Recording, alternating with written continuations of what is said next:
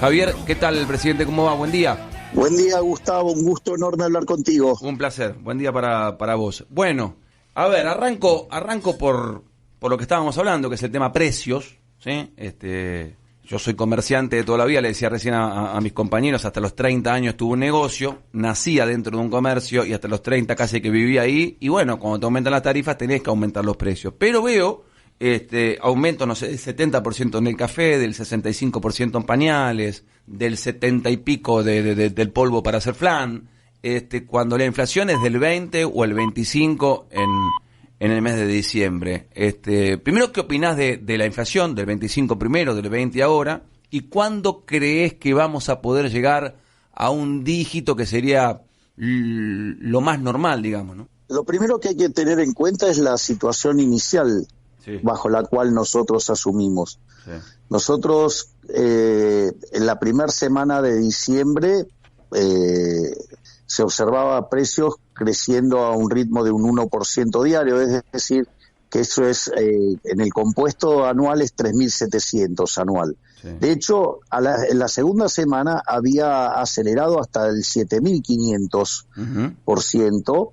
Es más, nosotros cuando la tercera semana ya acumulaba en esas 3 semanas 30%, yo había señalado que si nosotros lográbamos que cerrara diciembre en 30 era un muy buen número porque implicaba que la cuarta semana no había más suba de precios. Y de hecho hubo una corrección de esa suba que hizo un escalón hacia abajo y terminó en 25%. Eso además dejó un arrastre estadístico de por lo menos 6 puntos porcentuales, al menos en la estimación del INDEC, y el mes de enero, que es un mes complicado por el tema de la estacionalidad de las vacaciones y que suele tener un salto los precios, 25 hubiera sido un buen número, dio 5 puntos abajo, o sea, estamos en 20, y si quitas el arrastre estadístico, la tasa de inflación en el mes estuvo viajando a menos del 15%.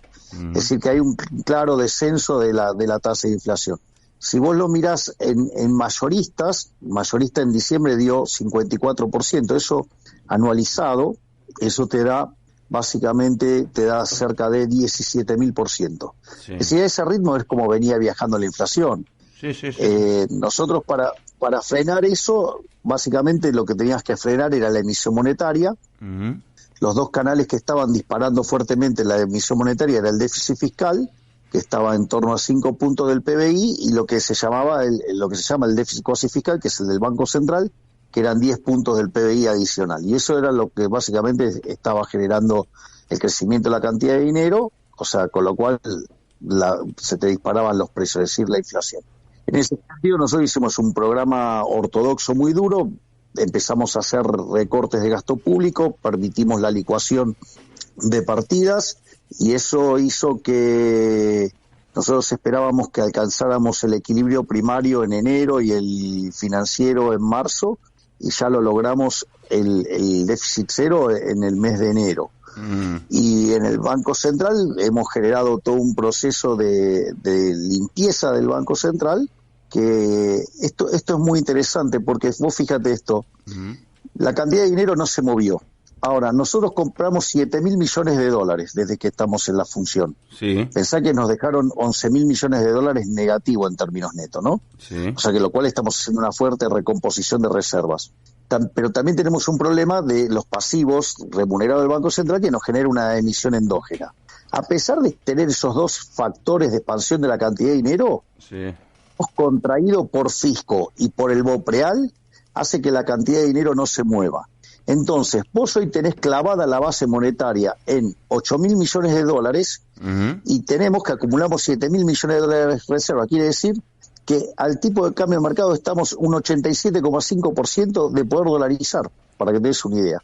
Es decir, si nosotros termináramos de limpiar los pasivos financieros del Banco Central y hiciéramos la reforma del sistema financiero fuera instantánea, vos ya podrías dolarizar. Ajá. Como esos procesos de reforma del sistema financiero no es instantáneo, bueno, entonces te va a demandar más tiempo. Y una de las cosas que estuvo pasando, fíjate que en algún momento tuvo un salto el dólar y sin embargo ahora de vuelta volvió a niveles de 1.100. Sí. Bueno, y es más, hoy te están faltando pesos. Hoy entonces esto quiere decir que no solo que se te desinfla el tipo de cambio, sino que además tarde o temprano vas a ver que empezamos a derrotar la inflación. Uh-huh. Y de hecho está pasando, porque la tasa de inflación está cada vez más baja. Por ejemplo, hoy vos vas a tener los precios mayoristas. Sí. ¿Me comprendés? Sí. Y vendés del 54% que tuviste, si te vas a un nivel del 20%, significa que recortaste la tasa de inflación en 2/3. O sea, con lo cual el laburo que se está haciendo es furioso, uh-huh, y nosotros no vamos a cambiar esta metodología, ¿no? Sí. Es decir, no se negocia el déficit cero, no se negocia el saneamiento del Banco Central, y a la postre, cuando terminamos de limpiar el Banco Central, vamos a liberar el mercado de cambios. Que dicho sea de paso, todos los días hacemos nuevas liberaciones, ¿no? Uh-huh. O sea, todos los días se levanta alguna nueva restricción, y a pesar de eso, el Banco Central sigue comprando dólares. Uh-huh. O sea, eso yo te lo entiendo. Menos gastos, menos emisión, déficit cero, te responden los mercados, compraron 7.000 millones de dólares. Todo eso en la economía del país, a vos, por supuesto, te responde. A la gente, cuando le llega, porque, por supuesto, quien está escuchando la radio ve que le sube el combustible, el peaje, la carne, la luz, el subte, y por supuesto, la inflación le quita el dinero del bolsillo.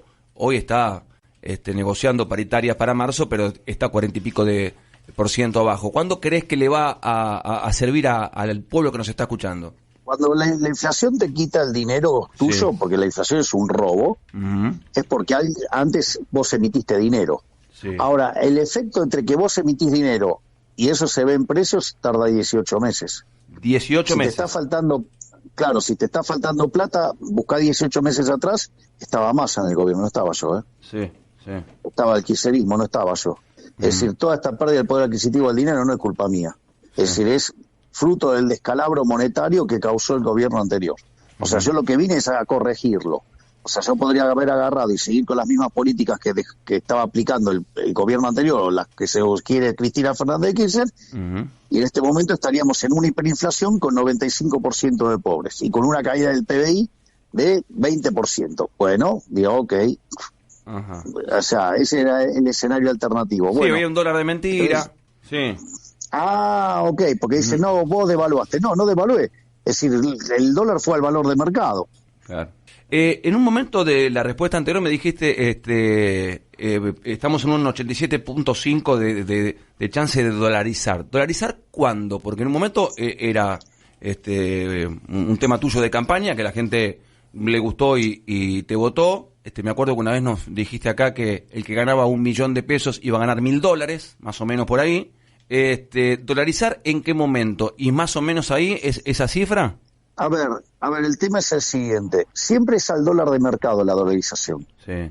O sea, entonces, digo, una vez que vos limpiaste todo el balance del Banco Central y liberaste el mercado, ahí te va a dar cuál es el precio. Ese es el primer punto. El segundo punto tiene que ver con cuando vos dolarizas, te quedás sin política monetaria. Por lo tanto, vos tenés que adaptar el sistema financiero para un contexto donde vos no tenés prestamista de última instancia. Sí. Y eso demanda un tiempo, eso es lo que demanda más tiempo. Entonces, si nosotros terminamos de limpiar el balance del Banco Central, después arrancamos con la reforma financiera y ese proceso termina con la dolarización.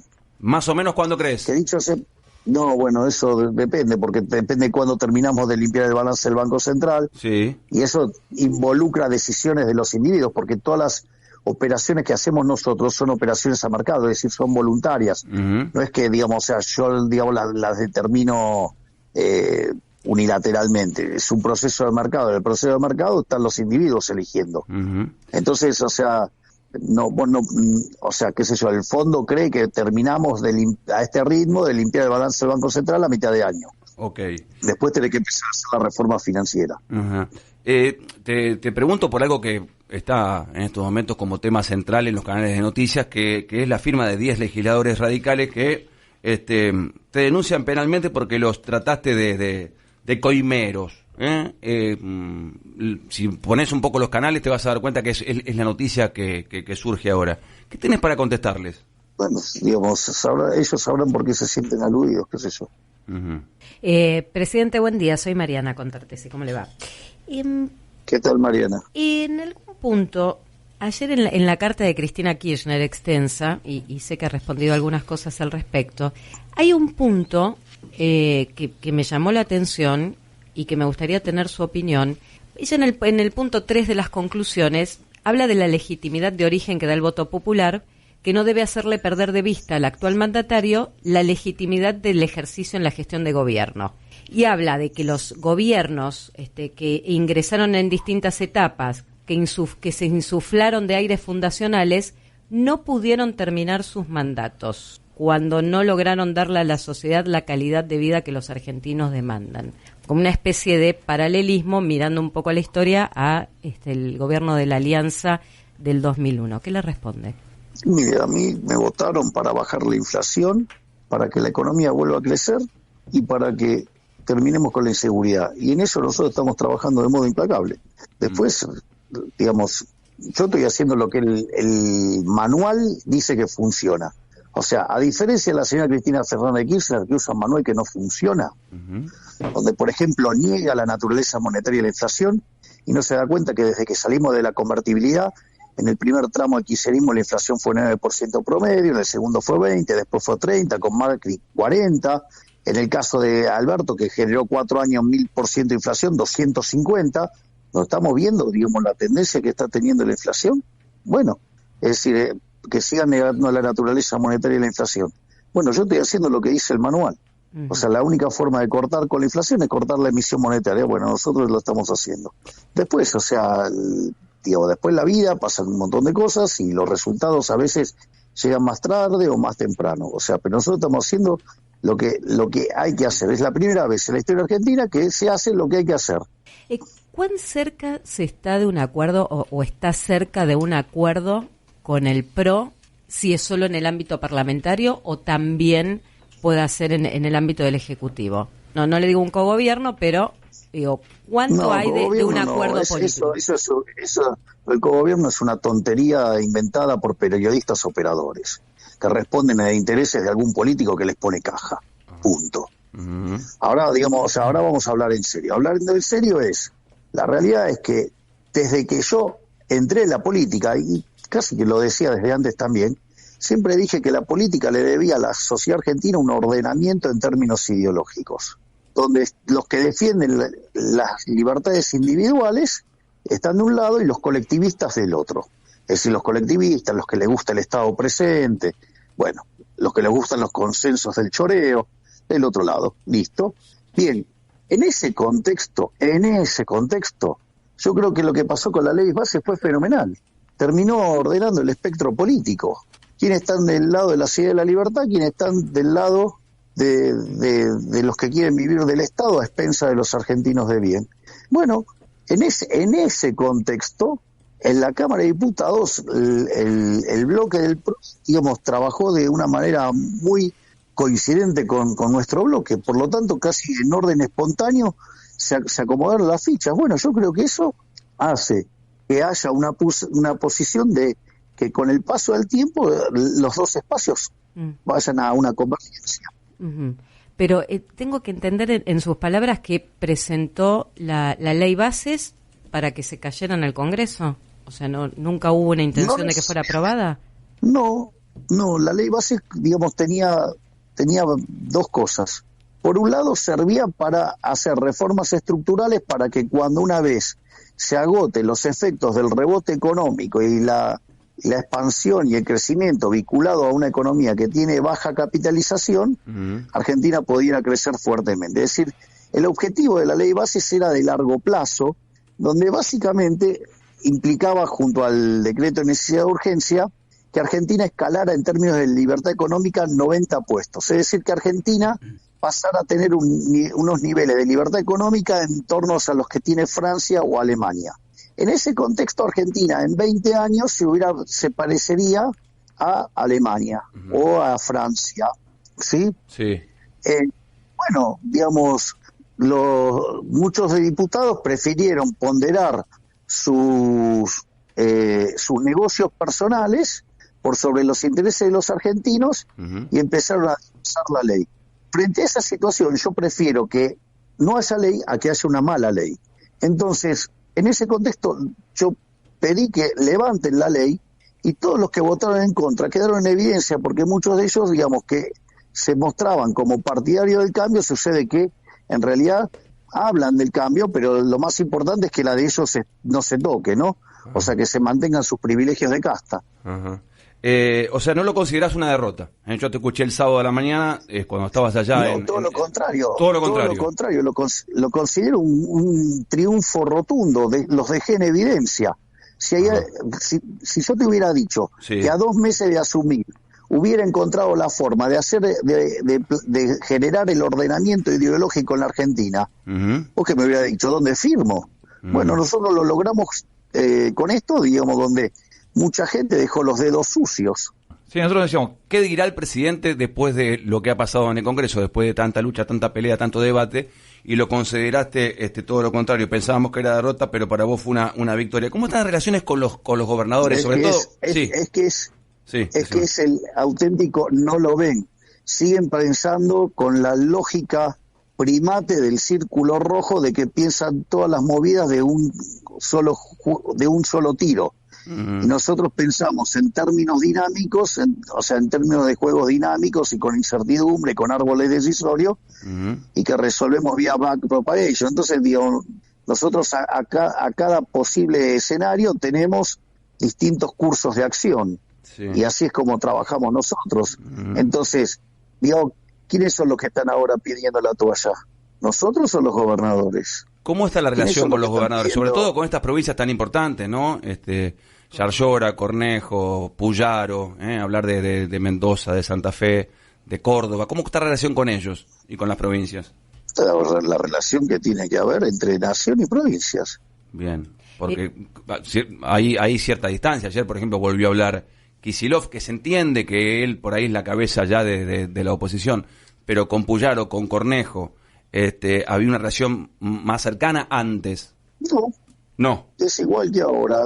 Okay. La diferencia es que, digamos, o sea, la política de déficit cero es política de déficit cero, hay que ajustar, y el ajuste, digamos, o sea, mientras que las provincias tienen que hacer un ajuste de un punto del PBI todas juntas, yo estoy haciendo un ajuste de 15. Porque tengo que resolver los 5 puntos de déficit que me dijeron el Tesoro y los 10 que me dijeron en el Banco Central. El gobernador de Córdoba hace un ratito hizo declaraciones, Martín Yarlora, y dijo: espero que Milei me pida disculpas por haberlo tratado usted de traidor. Yo no tengo que pedirle disculpas por nada. Si él se autoadjudica la frase, es un problema de él, digamos. Yo no estoy acá en política para resolver problemas psicológicos. Eso es que vayan y lo resuelvan el psicólogo. La salida del titular de ANSES, la decisión de usted de pedirle la renuncia a Giordano, que es hombre cordobés, que venía de Schiaretti, ¿tiene vínculo con lo que se votó en la Cámara de Diputados y si ya tiene el reemplazo pensado? Obvio que tiene vínculos. ¿O acaso la mujer de Giordano no votó en contra de la ley? Tiene vínculo. Digo, y sí, está durmiendo con el enemigo. ¿Qué quiere que te diga? O sea, está durmiendo con un traidor. O sea, ¿qué quiere que te diga? Y bueno, la vida. Sí, Burgueño. Javier, ¿qué tal? ¿Cómo le va? Hola. ¿Qué tal, Carlos? Ahora te trato de usted, como corresponde. No, tratate como siempre. Dale, Carlos. Bueno, a ver... Hace más de 20 años que nos conocemos. Sí, el otro día estaba viendo el video, aquel programa. A ver, 3 puntos. Éramos tan jóvenes. Nos peinábamos mejor. Menos responsabilidades. Sí. A ver, 3 puntos vinculados a lo que te preguntaba Mariana. El fondo de incentivo docente. Hagamos de a uno, así. Vamos de a uno. Así los contesto todos. El fondo de incentivo docente, que corresponde, dicen los gobernadores, a 10% del salario docente. ¿Se recorta definitivamente? ¿Se negocia? ¿Qué pasa? La pregunta es, la educación. Vamos por parte. ¿Argentina es un país federal o unitario? Federal.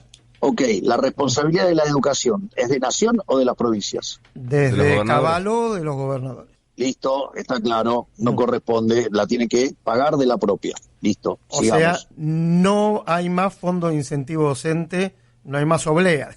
Tienen que pagarla de la propia. El transporte. Que dejen de hacer recitales a beneficio y que básicamente... ¿Cómo es? Le pagan a los docentes. Paguen a los docentes. Pero ahí en lugar de estar contratando artistas para hacer publicidad política y atacar a espacios de distintas ideas, bueno, digamos que se dedican a hacer política seria, o sea, a poner la plata donde la gente la quiere. Hablas del Cosquín Rock, por ejemplo.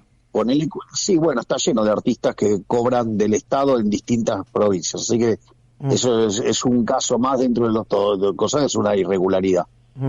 El transporte, sigue, dale. Los fondos del transporte. De vuelta, sí. ¿De quién depende? A ver, el mejor ejemplo fue el de Córdoba.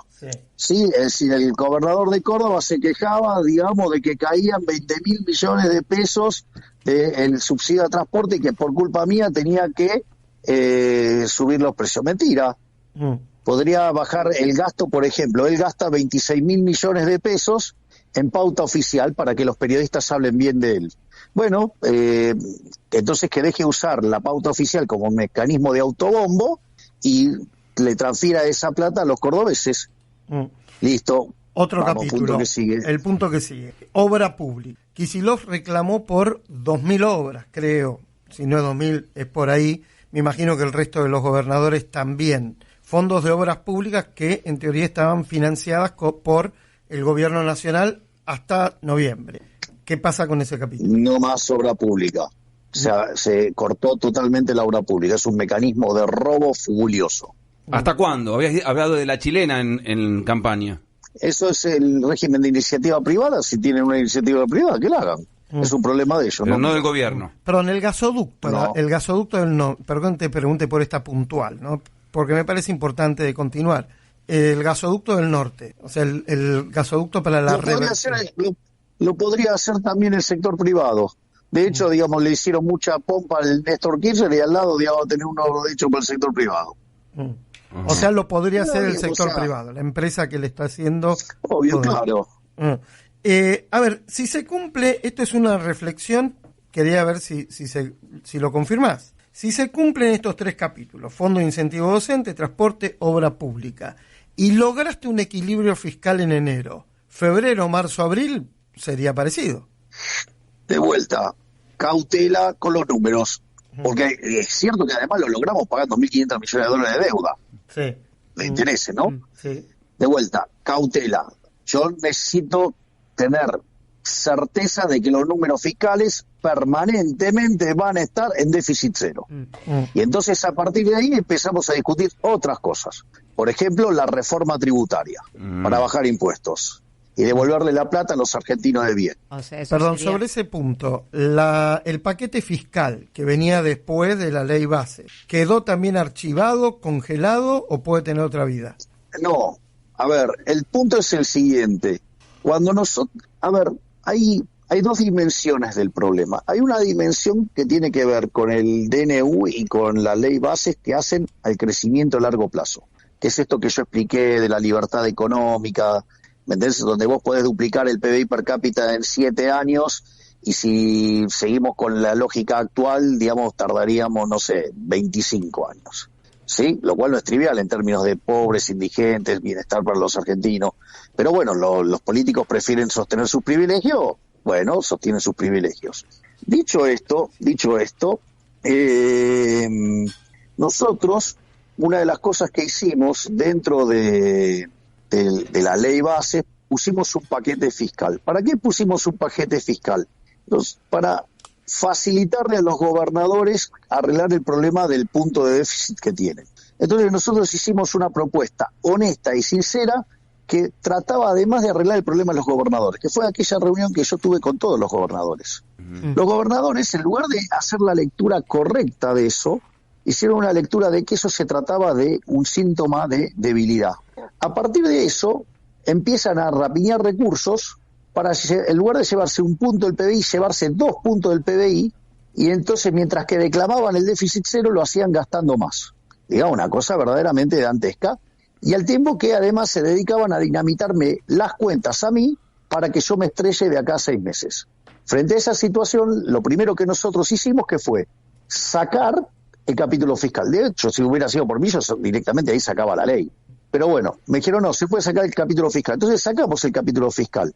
De manera incorrecta, el círculo rojo leyó mal, lo leyó como una derrota.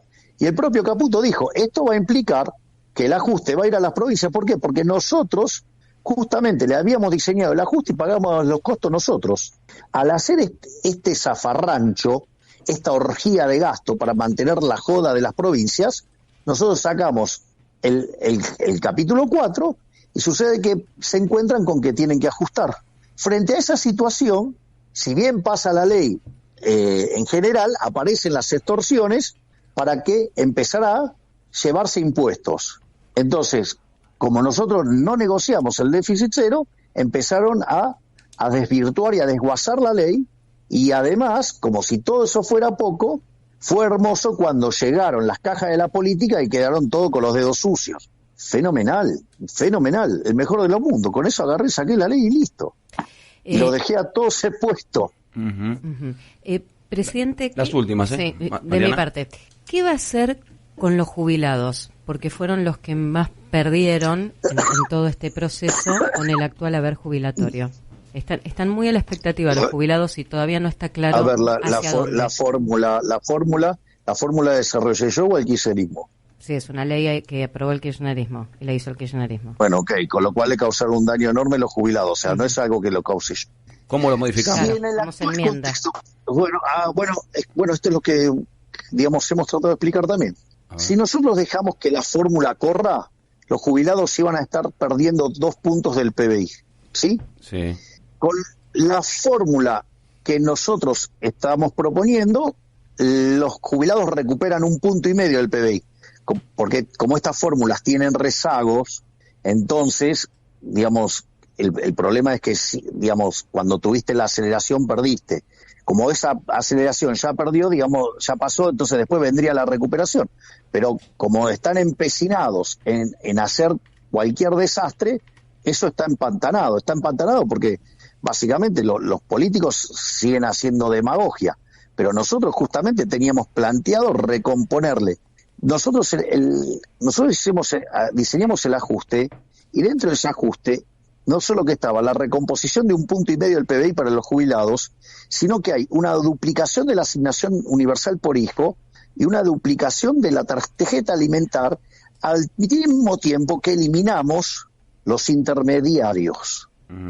Pero, presidente, es decir, que no es que nosotros no hemos trabajado la parte social. Justamente una de las cosas que nos ponderó el Fondo Monetario Internacional fue cómo nos hemos ocupado de la cuestión social, y es más, y esto yo hasta lo he hablado con el propio Papa Francisco cuando me preguntó, y le di obviamente le di detalle por detalle para que él tuviera plena certeza de que nosotros no estábamos abandonando a los más vulnerables. Es más, vamos a incorporar también un mecanismo de asistencia para la clase media para que los chicos no pierdan el colegio, porque la situación en la cual se te caen los ingresos y tenés que cambiar al chico de colegio, eso no solo que es traumatizante para los padres, sino que también es traumatizante para los chicos. ¿Y cómo es Entonces asistencia? estamos desarrollando que tengas el financiamiento para que vos puedas seguir mandando a tu colegio, al chico. ¿Cuándo tiene previsto anunciarlo? La contención.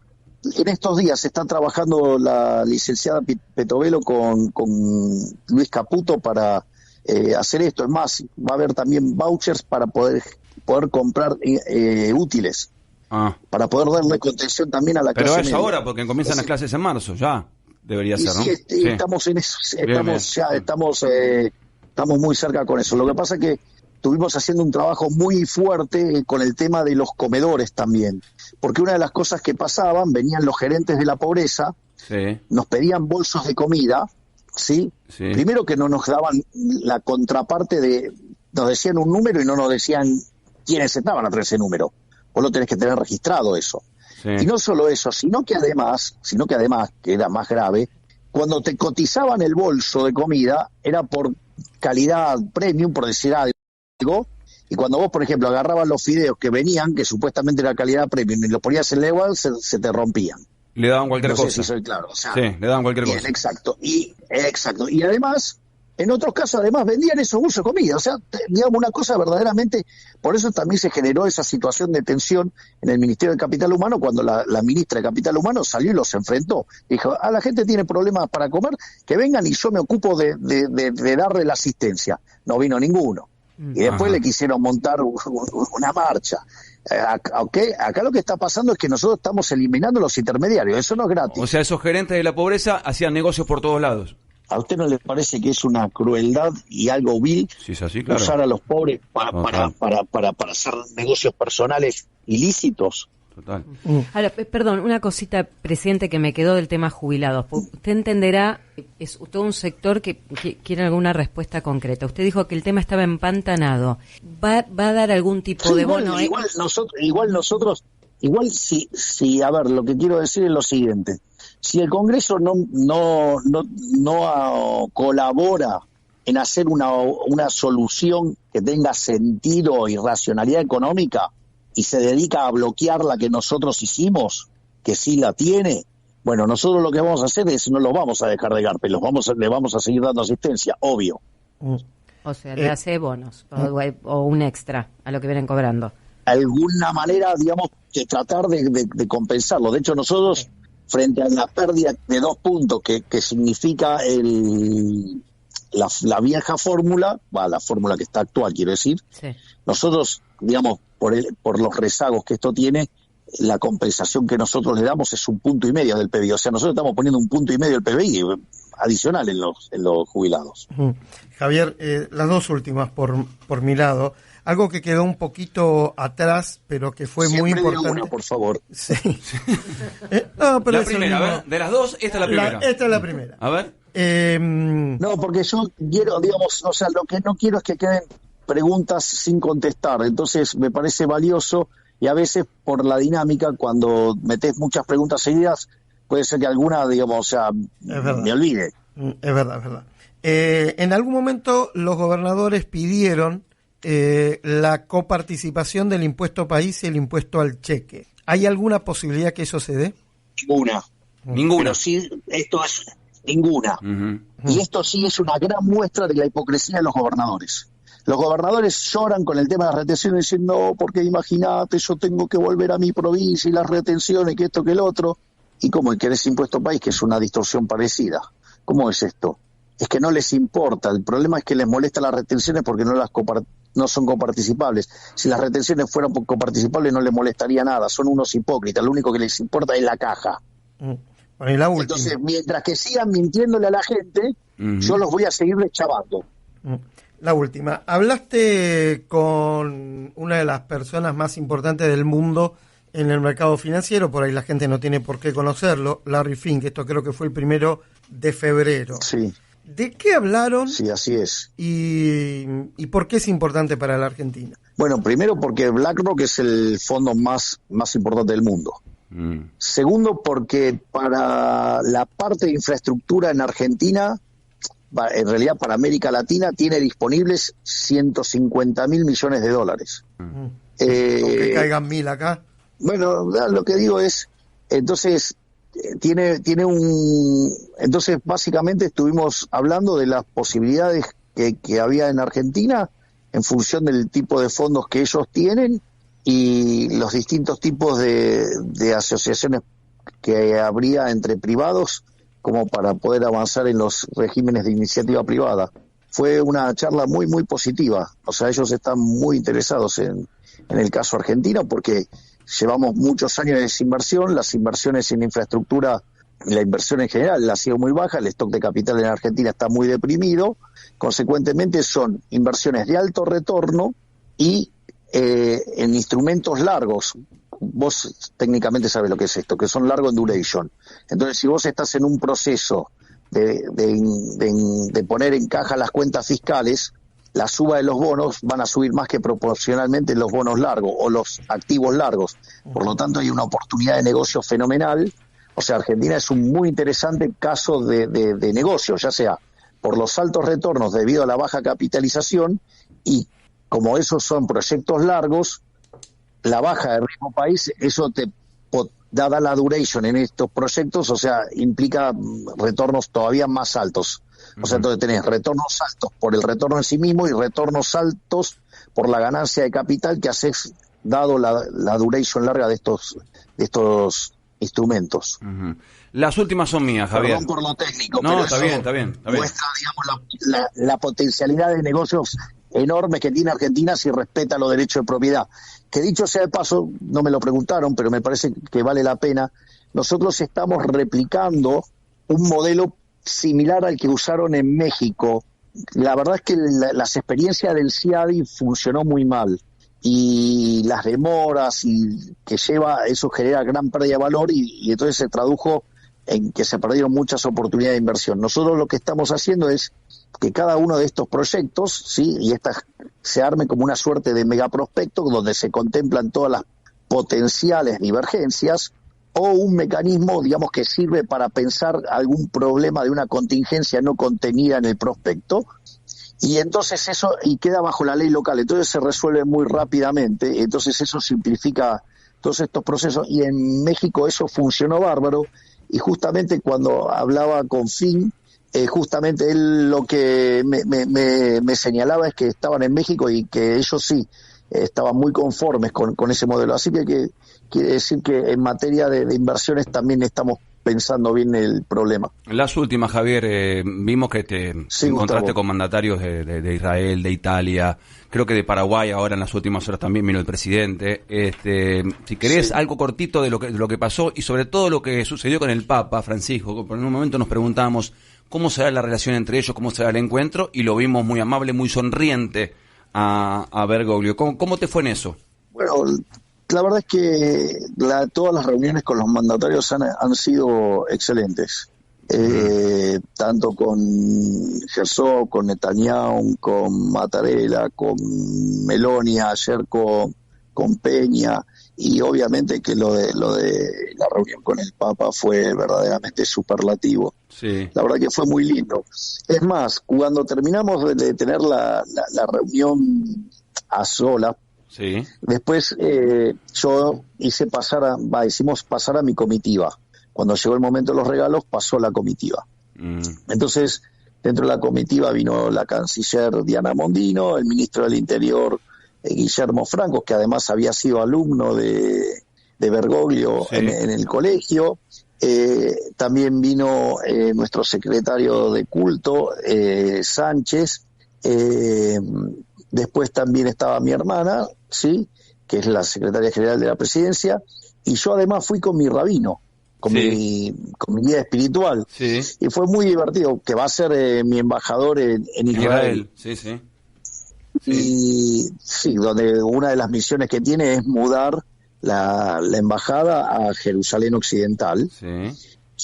Y es muy interesante porque cuando Axel lo va a saludar al Papa, le dice: su santidad, Sí. tome, se lo traje de vuelta. Y le dijo: no, quédatelo. ¿Y te dijo si viene a la Argentina o no?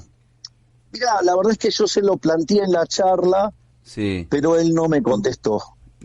O sea, entonces no tenía sentido de que yo lo estuviera cargoseando con ese tema. Yo agarré, le dije que primero arranqué pidiendo disculpas, sí, por mis exabruptos. Está bien. Que si bien yo se lo había hecho llegar por distintas vías, y él me dijo que sí habían llegado. Bien. Además, yo en uno de los debates también lo hice público, pero al margen de eso, él me dijo: pecado de juventud. O sea, todos hemos cometido errores en la juventud. Así que y ahí pasó adelante. Después le hablé de los libros que mandó de regalo Huerta de Soto, que es uno de los anarcocapitalistas más importantes del mundo, que le mandó de regalo. Y después, bueno, estuvimos hablando, le planteé lo de la visita a la Argentina, le dije que iba a ser recibido con todos los honores propios de un jefe de Estado, y con el aditamento, el hecho que Argentina es un país que es profundamente católico. Totalmente. Por lo tanto, no, lo estamos esperando hace muchos años, pero no te dijo si viene. En eso no te respondió. ¿El 1 de marzo vas al Congreso? No me contestó y sí, obvio, sí. 1 de marzo vas. Otra vez. Sí. Estuvieron ahí los periodistas operando mentiras groseras sobre qué voy a hacer o no. Hay una cuestión de protocolo. Está bien. Es decir, lo que tienen que entender es que yo, dentro de la ley, todo, fuera de la ley, nada. Bien. La asunción presidencial yo la podía hacer donde yo quería. La hice en las escalinatas, de espalda de los políticos, de cara a la gente. Sí. La asamblea legislativa, sí, cuando vos haces la apertura de sesiones, esa es la asamblea legislativa. Entonces es adentro del recinto con la Asamblea Legislativa, que son básicamente los diputados y los senadores. Sí. A ver, si fuese amigo tuyo que vos me decís, che, venite a la Quinta de Olivos y charlamos un rato, porque a mí me gusta tener una buena relación con vos y con todos los entrevistados. Te diría, no te pelees con los artistas, porque te peleas con los artistas y empiezan a criticarte mucho. Yo ayer, te digo, vos que sos futbolero, estaba transmitiendo River, y en un momento me fijo tendencias en la Argentina, y la tendencia era Lali Depósito, digo, ¿no? Cuando vos decís eso, ya como que cruzás un límite que ella después te lo devuelve, y hay artistas que se ponen de su lado. Disculpamos, sí. ¿quién empezó con esto? ¿Empecé yo? Y no recuerdo, la verdad quién lo empezó no lo recuerdo, pero digo, ella empezó. Ella fue la que empezó. ¿No te gustó que ella cuando ganaste dijera, dijo dos frases? Pero de vuelta. Sí. A ver, vamos a... Para contarle al público también. ¿Sabes no qué? recuerdo quién fue. Sí. Pará, vamos a esto. ¿Sabes qué? Si te gusta el Durano, bancate la pelusa. ¿Querés hacerte el guapo? ¿Sí? Ok, bancate que yo te responda. Ok, digamos, no se puede contestar. Vos me podés agredir y yo me tengo que callar, ¿no? Entonces, y además, si querés agredir, tenés que estar limpio. Si sos un parásito que vivió chupando de la teta del Estado, estás en problema. Y si encima tus opiniones están en línea a un espacio político que te pagó las presentaciones, vos sos un mecanismo de propaganda, no sos un artista. Pero ella es una figura internacional, entonces, Javier, también, ¿eh? Es una figura, vos vas a España bueno, está bien, fantástico, digamos, pero ¿sabes qué? Digamos, o sea, acá, digamos, hace mucha plata con el IVA que le sacás de los impuestos y le quitas la comida a los desnutridos de Chaco. Pero eso no es más culpa de los gobernadores. Digamos, bueno, pero digamos, o sea, bueno, ella también podría no aceptarlo porque le podría parecer inmoral, pero parece que si va al bolsillo de ellos la plata, que se la robe a la gente para quitársela del plato de comida a la gente, no le parece mal. Porque a mí me preocupa que vos te pelees con los gobernadores, con los artistas, que te pelees con los sindicatos, porque es más difícil gobernar. ¿No? Yo me voy a pelear contra la inmoralidad. Bueno. Y robarle el plato de comida a la gente para estar haciendo propaganda política, eso es una doble estafa. Bueno. Javier. Porque está mal hacer propaganda política. Sí. Y peor aún si lo haces a costa del hambre de la gente. 50% de pobres, 10% de indigentes, 2/3 de los chicos pobres. Vamos, digamos, ¿cuáles son las prioridades? ¿Darle de comer a la gente o llenarle el bolsillo a Lali Depósito para que Lali Depósito, digamos, me critique en un festival? Por último, entonces, Javier. Si a vos te gusta, si a vos te gusta el Durazno, bancate la pelusa. Por ejemplo, periodistas que han mentido sobre mí, ¿qué hice? Voy y los expongo. ¿O acaso, digamos, porque sos periodista puedes mentir, calumniar, injuriar, basuriar, decir cualquier cosa a una persona y la persona no puede contestar porque tiene un determinado cargo? Bueno, es una locura. Pero esto vale para todos. Entonces, o sea, vos, qué sé yo, ¿querés jugar conmigo? Bueno, bancate que yo te voy a contestar. O sea, yo no me voy a quedar callado. No, se nota. Y si le duele que le digan Lali Depósito, bueno, lo siento, le quedó Lali Depósito. ¿Por qué? Porque vive de los pagadores de impuestos, a costa de el hambre de los chicos. Porque vos sos el presidente, hoy sos la persona más importante de la Argentina, digamos, responderle... No importa las discusiones morales, porque en el fondo es una discusión moral sobre lo que hace el Estado. Es decir, es una inmoralidad. Es lo mismo que cuando yo digo, Yarlora se queja de que le saco los subsidios al transporte, pero él le pone 28.000 millones de mangos a los periodistas corruptos para que hablen bien de él, o sea, en pauta publicitaria. Bueno, digamos, o sea, es una discusión de prioridades. Esto es lo mismo. Es lo mismo, o sea, es una discusión, digamos, o sea, ¿por qué se desata todo esto? Y porque no hay plata. Entonces, cuando vos no hay plata, tenés que cortar. Entonces, tenés que elegir, tenés que priorizar. Para mí es más importante, no sé para ustedes, pero para mí es más importante darle de comer a los pibes que, digamos, estar financiando propaganda política enmascarada de un recital. La última es un mensaje para la gente que nos está escuchando, que por ahí está apretada de bolsillo porque tiene menos ingresos y más gastos. ¿Qué le podemos decir, Javier? Que vos no podés estar viviendo eternamente por encima de tus posibilidades. Y cuando lo hiciste durante mucho tiempo, Eso tiene un costo. Bueno, nosotros lo que estamos haciendo es sincerar la situación. Es decir, esta es la primera vez que el ajuste recae mayoritariamente sobre la política, ¿sí? Y es la primera vez en los últimos 100 años que Argentina está haciendo lo que verdaderamente ha sido exitoso en el mundo. Por lo tanto, esta vez el esfuerzo tiene sentido porque hay luz al final del camino. Si nos mantenemos en este sentido, no solo vamos a derrotar la inflación, vas a volver a crecer y vamos a terminar con la inseguridad. ¿Por qué? Porque estamos haciendo lo que el manual marca y entonces tarde o temprano salimos, tarde o temprano vamos a volver a crecer, tarde o temprano vamos a doblegar la inflación, tarde o temprano vamos a volver a ser un país próspero. Ojalá llegue ese momento. Javier, gracias por atendernos, te mandamos un abrazo. Placer enorme, hasta luego. Hasta luego. Javier Milei, el presidente de la Argentina, charlando con nosotros.